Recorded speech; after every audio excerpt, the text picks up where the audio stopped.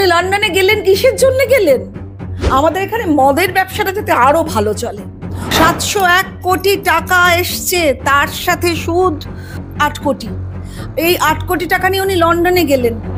কতই রঙ্গ দেখি দুনিয়ায়, কেন দিলেন না? ওদের কেন টাকা দিলেন না? একজন মুসলমান সাব ইন্সপেক্টর আমাদের শুভেন্দু বাবুর হাত রক্তাক্ত করেছে। দিদি আপনাকে মাধ্যমে স্বাগত। নমস্কার দিদি, আমরা দেখলাম গতকাল বিরোধী দলনেতাকে বিস্ফোরক তথ্য দিয়েছেন, যেটা আমরা দেখতে পাচ্ছি যে মহিলাদের যে কেন্দ্রীয় সরকার থেকে যে মহিলা গোষ্ঠীগুলোকে যে টাকা দেওয়া হয়, সেই টাকা তাদেরকে না দিয়ে তার যে সুদ হয়েছে সেই সুদ, তার মধ্যে কিছু টাকা, প্রায় 8 কোটি টাকা মুখ্যমন্ত্রী তিনি লন্ডন গেছেন। কি বলবে বলো দেখে নিয়ে। প্রথম কথা, এই যে মেয়েদের টাকা দেওয়া হয় সেই সংবাদটাই উনি গোপন রাখেন, কারণ সেন্ট্রাল টাকা দেয়। কেন দেবে বাবা? আমাদের নরেন্দ্র মোদীজি দিয়েছেন, প্রধানমন্ত্রী দিয়েছেন তোমাদের, তাহলে তো তোমরা প্রধানমন্ত্রীকে ভোটটা দিয়ে ফেলবে। তাই 701 কোটি টাকা, 701 কোটি টাকা এসছে, তার সাথে সুদ প্রায় লিটল হিয়ার এন্ড দেয়ার 8 কোটি। এই 8 কোটি টাকা নিয়ে উনি লন্ডনে গেলেন। আর তার আগে এটা শুভেন্দুবাবু বলেছেন কালকে, শুভেন্দুবাবু তো রক্তাক্ত হয়েছেন গতকাল, গেছেন হাওড়ার বেলগাছিয়া অঞ্চলে, ধসে পড়েছে, হেলে পড়েছে, 15,000 মানুষ রাস্তায়। উনি লন্ডনে হাঁটছেন, আবার বলতে বলতে মানে হাসি মুখে হাঁটছেন। উনি ওনার কানে কানে বাজছেন সত্যজিৎ রায়ের ছবির, আহা কি আনন্দ আকাশে বাতাসে, শাখে শাখে পাখি ডাকে। এই যে গানটা ওনার কানে ভাসছে, সে একই ছবির গান। কতই রঙ্গ দেখি দুনিয়ায়, কেন দিলেন না? ওদের কেন টাকা দিলেন না? টাকাটা মেয়েদের কেন দিলেন না? সেই সুদটা নিয়ে আপনি যাচ্ছেন।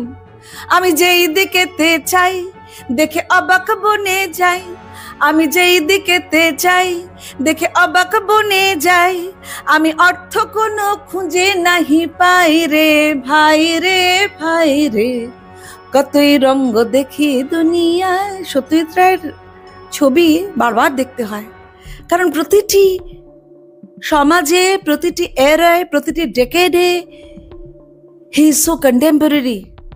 আমাদের সত্যজিৎ রায়, যাকে কখনো মাস শেষে পকেটে ভর্তুকি ভরতে হয় না বর্তমান সরকারের কাছ থেকে, সেই হচ্ছে সত্যজিৎ রায়।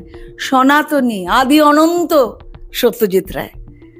সে যত বড়ই শিল্পী হোক, আমরা এখানে দেখছি চেয়ার পোছা শিল্পী নন সত্যজিৎ রায়।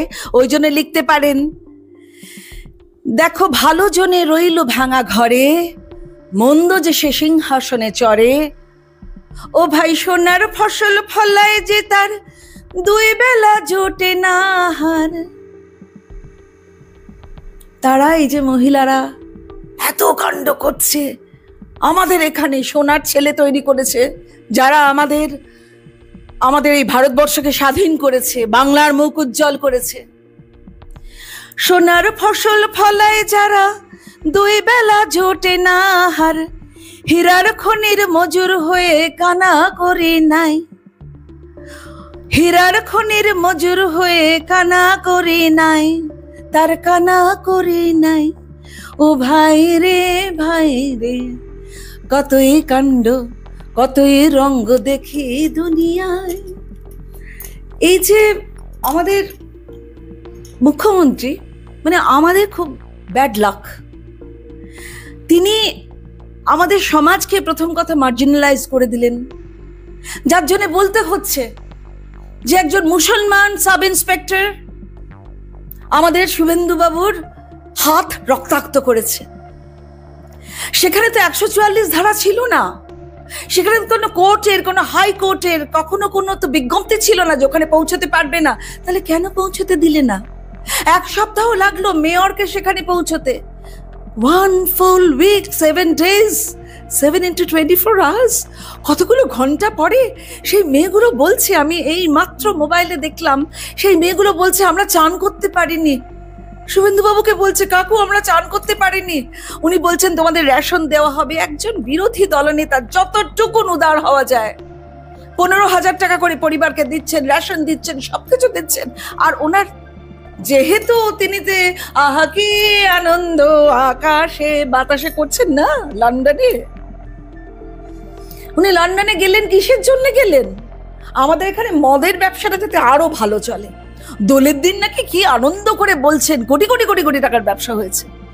দোলের দিন মানুষরা মদ খেয়ে আরো উত্তাল হয়ে সব ভুলে যাচ্ছেন যে কি হচ্ছে না হচ্ছে। যাই হোক, মদ তো এখানে বন্ধ হয়নি, মানুষ তো মদ খাবেই। অন্যান্য জায়গার মতো বিহার টিহারের মতো যদি মদটা বন্ধ করে দেওয়া যেত তাহলে মদের ব্যবসাটা হতো না। তাই মদের ব্যবসাটা আরো ভালো করে করতে উনি আরেকটা মদ ব্যবসায়ীর কাছে, উনি তো মদ ব্যবসায়ী, কারণ সমস্ত সবটাই সরকারি হয়ে গেছে। আগে যেমন ডিস্ট্রিবিউটার্সরা ছিল, ডিস্ট্রিবিউটার তো এখন পশ্চিমবঙ্গ সরকার, সব ডিস্ট্রিবিউশনই তো উনি করছেন। তাহলে পুরো টাকাটা আরো আরো এসে পড়ছে। মদের কি কারবার! সেখানে সেই যে মেয়েগুলোর কাছে আমাদের প্রধানমন্ত্রী, আমাদের অনারেবল নরেন্দ্র মোদীজি পাঠিয়েছেন 701 কোটি টাকা তাদের ভালোর জন্য। এই ছোট ছোট ব্যবসা করবে, সামান্য সুদে, সুদ ও 0.1% নয়, সামান্য সুদে ওরা তাদের জন্য তাদের টাকা দেওয়া হয়েছে। সেই টাকাগুলো ওদের কেন দেব? আমি মুখ্যমন্ত্রী মমতা বন্দ্যোপাধ্যায়। আচ্ছা, সবাই বলে মুখ্যমন্ত্রী নাকি বিরাট বড় মুখ্যমন্ত্রী, এইরকম লড়াকু নেত্রী পাওয়া যায় না। এইরকম শয়তানি বুদ্ধিও তো পাওয়া যায় না। আমি বলছি তোমাকে, মানে আমি আমার অনেক ছাত্রছাত্রী আছে, অনেকে কেউ না পলিটিক্স জয়েন করতে চাইছে না, বলছে যে এত মানুষ, they are suffering, they are starving in spite of immense মেধা, এত মেধা তাদের, এত ব্রিলিয়েন্স, এত excellence, they can't do anything because of এই ওদের দেব না, ওকে দেব না। যত দিল্লি থেকে, আমাদের কেন্দ্র থেকে প্রধানমন্ত্রী তো মানে উনি তো প্রমিস করে নিয়েছেন আমাদের প্রায় 150 কোটি সবাইকে উনি ঠিক মতো শান্তিতে রাখবেন। এখানে তো শান্তি নেই, স্বস্তি নেই, উল্টে গুন্ডাদের লেলিয়ে দিচ্ছে। কি দরকার ছিল ওই যে কি গোলাম একজন মমতা ব্যানার্জির গোলাম, সেই গোলাম একজন মুসলমান সাব ইন্সপেক্টর আমাদের শুভেন্দু বাবুর হাত খিমচে দিল। নখের মধ্যে কি বিষ নিয়ে এসেছিলেন? প্রতিশোধের বিষ। শুভেন্দুবাবু বলেছেন রক্ত আমি জমিয়ে রাখলাম। আমরাও এত চোখের জল জমিয়ে রেখেছি ভাই, আমরা জমিয়ে রেখেছি। আমাদের জমানো কান্না ওই রক্তের মধ্যে রয়েছে। বহু মানুষকে আপনার অনর্থক আপনারা অত্যাচার করছেন। কেন করছেন জানি না। তবে ওই যে মহিলাদের যে টাকাটা 80 কোটি টাকা নিয়ে আপনি লন্ডনে ফুর্তি করতে, 8 কোটি টাকা নিয়ে, সুদের 8 কোটি টাকা নিয়ে আপনি যে গেলেন, সেটা নিয়ে কি ফুর্তি ফার্তা করবেন জানি না। আবার নাকি সৌরভ গাঙ্গুলিকে ডেকে পাঠিয়েছেন। সৌরভ গাঙ্গুলিকে দিয়ে আর কোনো অ্যানাউন্স করাবেন না প্লিজ। আমরা যখন রেগুলার পাকিস্তানের কাছে হারতাম, এই সৌরভ গাঙ্গুলির ক্যাপ্টেনশিপে আমরা জিততে শুরু করেছি। He has got that stature. এইভাবে তাকে নামিয়ে দেবেন না। কোন আসনের সাথে বসে আছে নিজের ট্যালেন্টের জোরে। এবার আপনার এই দুর্বুদ্ধি ট্যালেন্টের জোরে উনি কোথায় নেমে যাচ্ছেন? আবার কি অ্যানাউন্স করাবেন? উনি নাকি লক্ষ লক্ষ মানুষের চাকরি দেবেন ওই স্টিল ফ্যাক্টরি করে। কি শিল্প! সে তো এখানে নয়, ওখানে নয়, সেখানে নয় করে তো সেই মালটা একদম চলে গেল। তাকে দিয়ে আপনি মিথ্যে প্রতিজ্ঞা করিয়েছিলেন, আবার এখন যাচ্ছে। সৌরভ গাঙ্গুলি ভাই, আপনাকে কে চালনা করছে আমরা জানি না। হয়তো আপনার বুদ্ধি যদি চালনা করে, তাহলে আপনার বুদ্ধি is in a very bad shape. দিদি, আমরা অন্যদিকে দেখতে পাচ্ছি রাজ্যের বিধানসভায় বিল পাস হয়ে গেল, এবার থেকে তারাও পানশালায় কাজ করতে পারবে। আপনারা হসপিটালের মহিলাদের কোনো রকম সিকিউরিটি দিতে পারলেন না, এবং তার কোনো বিচার হলো না। সে বিচার যে কি, সকলের মতো আমিও স্তব্ধ হয়ে আছি। কি হচ্ছে আমরা জানি না। এইরকম প্রোটেস্ট সারা পৃথিবী দেখেনি। যেভাবে প্রোটেস্ট এই স্বাধীনতা সংগ্রামের সময় যেভাবে প্রোটেস্ট হয়েছিল, ওই রকম একটা প্রোটেস্ট মহিলাদের শুরু হয়েছিল। কিন্তু সেটা কোন মন্ত্র বলে? ওই জুনিয়র ডাক্তারসদের আপনি কি কানে মন্ত্র দিলেন, তারাও কিরকম ভ্যাবলা হয়ে গেল। ভ্যাবলা, এই কথাটা আমি বলছি, তারাও ভ্যাবলা হয়ে গেল। মানে আমাদের আমাদের জিনিসটাই ভ্যাবলা হয়ে গেল। কিন্তু যাই হোক, আমি বলছি এখনো আমাদের যথেষ্ট আশা আছে। আমরা নিশ্চয়ই জয়ী হব আমাদের সেই আশাতে। নিশ্চয়ই মেয়েটি আমাদের কন্যার সম একটি মেয়ে, 31-32 বছরের একটি বাচ্চা, সে তো তার তো বিচার নিশ্চয়ই করতে হবে, পেতে হবে। সেই মেয়েটিকে যখন আপনি একবার হসপিটালের মধ্যে, ওখানে পুলিশ রয়েছে, সিকিউরিটি রয়েছে, সেখানে আপনি মেয়েদের সিকিউরিটি দিতে পারলেন না।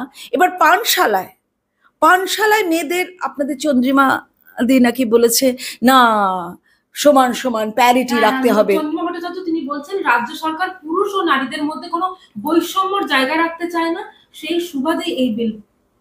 তাহলে সেই বৈষম্য তো তাহলে কেন ওই প্রধানমন্ত্রীর পাঠানো টাকাগুলো আপনি ওই গ্রামে গ্রামে মেয়েদের দিলেন না? সবখানের মেয়েদের দিলেন না? 701 কোটি টাকা দিলেন না? প্যারিটি আপনি তো রাখছেন না।